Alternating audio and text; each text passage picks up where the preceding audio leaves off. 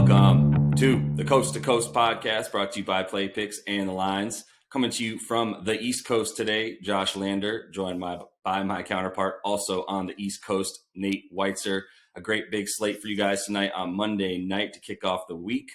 We did not manage to get a winner for that gift card on Friday for Kyrie, so we are going to roll that over into today.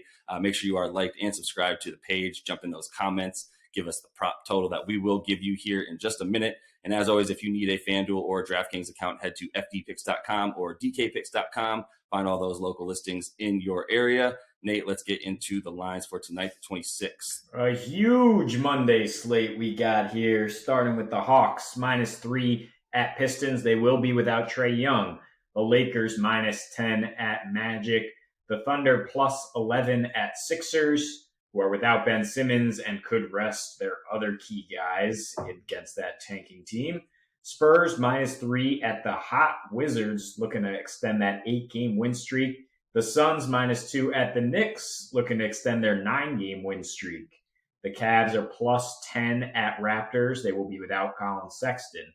Bulls, obviously, without Zach LaVine, +6 at the Heat. The Jazz, without Donovan Mitchell, -9.5 at Wolves. The Clippers are now -1.5 at the Pelicans. Kawhi Leonard also ruled out there. Grizzlies, +4 at Nuggets. And the Mavericks, -6 at Kings. Kings just had to rule out De'Aaron Fox for 10+ days due to COVID protocols.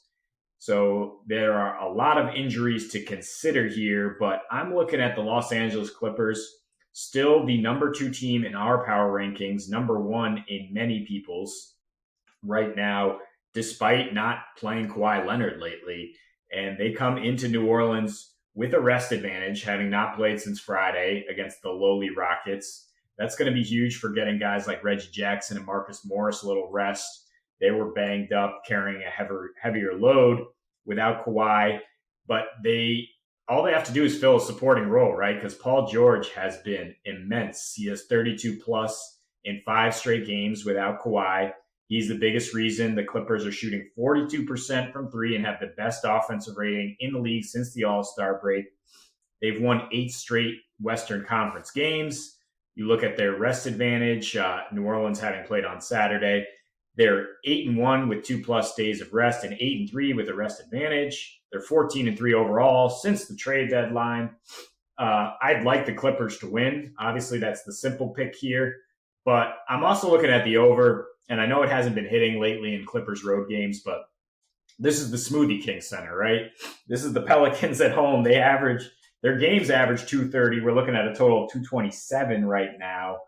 And the games between the Clippers and the Pelicans have really gone over. The Pelicans at home have at least 126 points in 4 straight games against the Clippers, going well over 130 the last 3. Obviously, a lot of those meetings have been going over. They're 23-9 against the over at home, 9-3 when home underdogs. And I look at their health rounding into form too. Lonzo Ball just logged 30+ minutes for the first time in 3 weeks. That is crucial for their pace of play and their offensive rating, which has been way down this month. That's why you see the total so low. But it has ramped up lately. It's 17th at home at least, and it's been much better, as you see, with Zion getting 30+ in 6 of his last 7 home games. And you just look at the fact that they really struggle to defend the 3-point line. That's what the Clippers do well. If the Pelicans want to compete in this game, and they tend to compete when they're underdogs and somehow make it close, they're going to have to score a boatload of points. So give me the over, give me the Clippers. If you combine the two, you're getting +237, but taking either on their own feels pretty good to me. Yep, I love it. I love when you see these two teams play that way for sure. I think you'll see Paul George become a little bit of a one-on-one battle with the Pellies, and I'm definitely going to look at the Clippers as my favorite part of that game. When you look at the difference in clutch time minutes, especially between these two teams, the Pellies they don't close in these closed games, especially since the All-Star break. So I'm with all of those picks, and I love you mentioned Paul George. We are going to make that our gift card for today, as we expect him to go off. So we'd like you to guess his points, rebounds, and assists combined total And make sure you are liked and subscribed to the video and to the page.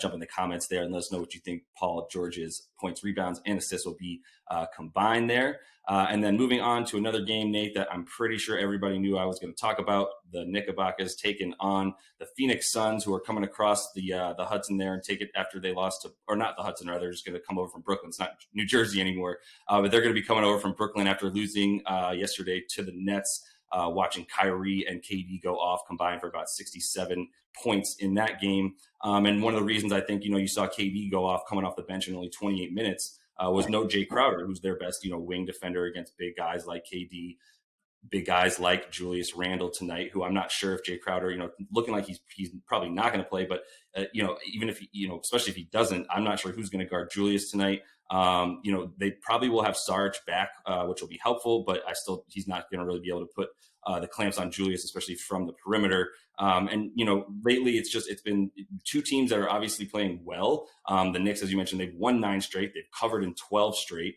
And one huge difference for, their increase in offense in that time span is they started playing Emmanuel quickly, instead of Peyton. And Alfred Payton has the worst plus minus on the team. Quickly has the second best plus minus on the team. Opens things up on offense a lot. The rookie does. And then just in the last 2 weeks, the Phoenix has actually decreased what they do on defense. Their defensive rating has risen to all the way up to about 117. That's bottom 4 in the league in the last 6 games. New York's 3-point percentage has gone way up. We know what they've been doing in that time span as well. They have the best 3-point percentage in the league in the last 2 weeks.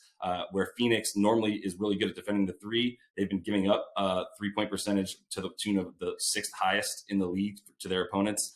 So I just like the trend for what I'm seeing for what each team is doing well versus not doing well. And as I mentioned, there's really no reason for me not to like the Knicks tonight at home. Yeah. Well, first of all, let's get your geography straight. Coming to the east, back to the East Coast. Yeah, it's the East River. And to get from Barclays to MSG, you want to take the 456. You want to get off at 30th.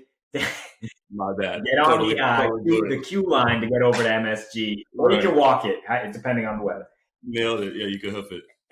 But the point is, the Suns have been on the East Coast for a long time now, and it's just a brutal stretch. We've credited Chris Paul for getting his team up no matter what, but some of these are scheduled losses. You saw them on the second leg of a back-to-back at Boston. It was just nothing there for them. This is also a back-to-back after battling the Nets. So I think it is another exploitable thing lining up for the Knicks to get that 10th straight win.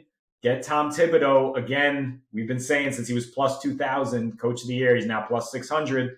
Get your money on Tibbs. He's the coach of the year. Moving on to the other game I like tonight, and I don't really understand why I'm getting so much value with the Hawks -3 at the Pistons. It's now -3.5, sure. But the Hawks, they have just handled business against bad teams, and they really haven't missed a beat without Trae Young recently, sitting out with an ankle injury, but they're 5-2 this season without him.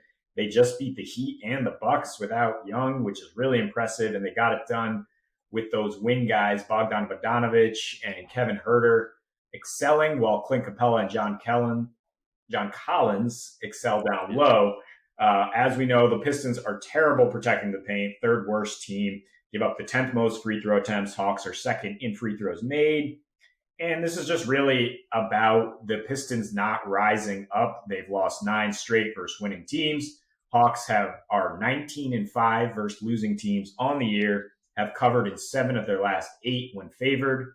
They are 11-3 with the 3rd best offensive rating in the league in April. And they've beaten the Pistons by 8 points twice this year. I don't think that they have a problem handling them without Trae. And the Pistons, who have been resting their veterans sort of every other game, they played Corey Joseph and Mason Plumlee on Saturday. So watch out. Either of those guys could sit, and that would leave the Hawks with even more of an advantage.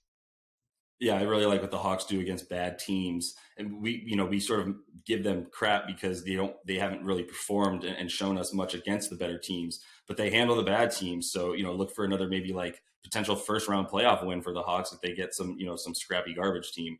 But yeah, I like that tonight. It feels scary that it's so low considering. But yeah, I'll take the 3 points happily against a really bad tanking Detroit team. Speaking of teams that I think are probably looking to tank the rest of the way, you got to imagine the Kings without De'Aaron Fox for 10 games. most of the remaining games of the season for them, he's not going to be playing. In the last 11, basically in April, they've just sort of already been tanking, whether they've been trying to or not. They're 2-9. The only teams worse are the clearly tanking teams like the Rockets, the Magic, and the Thunder. They've never had a good defensive rating this year, but in April, it's been the second worst. And then their offensive, rating, which they've kind of been known for this, this year, obviously having a high pace and scoring a lot of points. Their offensive rating has dropped to 21st in the NBA. It was 11th for, before April started. So it's taken a significant hit. Losing De'Aaron Fox is not going to help that. They're giving up the most points per game in this month, and they're dead last in rebound percentage.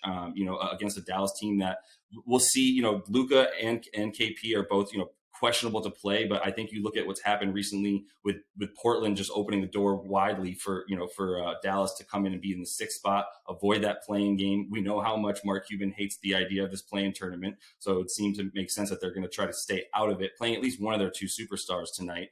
And they're on a 3-game win streak. And although, the Lakers have still been sort of, shorthanded, and they beat them twice in the last three, for 3 of those wins.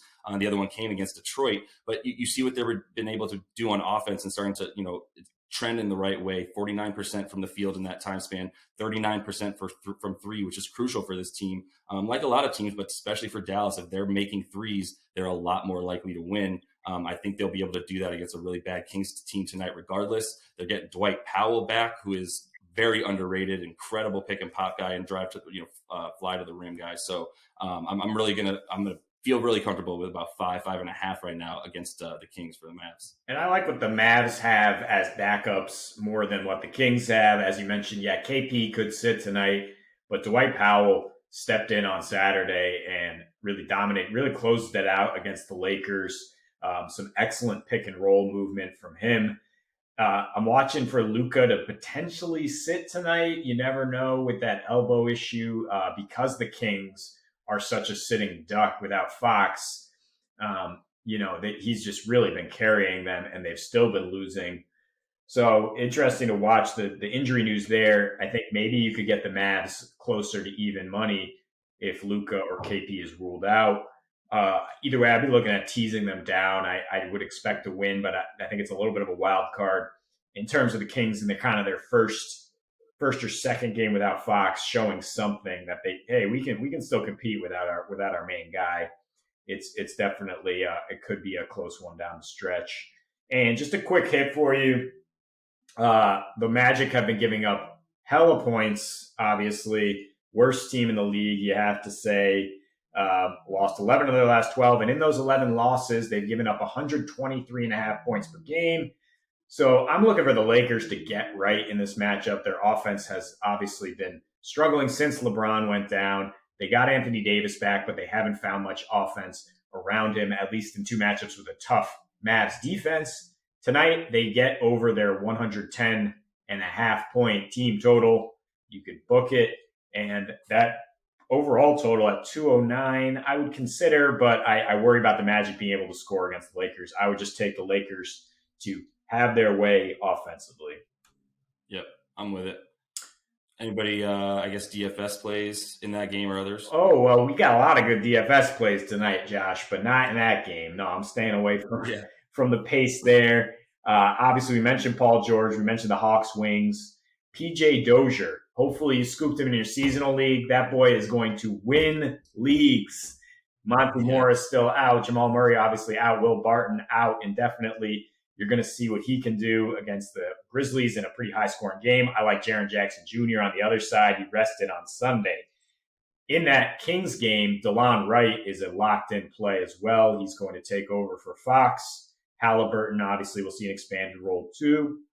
I like Daniel Gafford for the Wizards. He's getting 1.37 fantasy points per minute his last 6 games and faces a pretty soft Spurs interior. And then that Thunder-Sixers game, you're going to find a lot of cheap plays. The Sixers, as I said, could rest all 3 of their top guys. I mean, Simmons is ruled out. So I would even look at Shake Milton, Tyrese Maxey to kind of step up there. And I guess the Thunder are going to be running through Darius Baisley and Isaiah Roby some more. So score some points, fellas. I'm with you. That's good stuff. That's all the time we have for today. Just a quick reminder that we are offering that prop up. So make sure you are liked and subscribed to the page. Jump in the comments. Let us know how many points, rebounds, and assists you think Paul George will get combined against the Pellies tonight. We'll be back with another show for you guys tomorrow. And as for tonight, happy betting.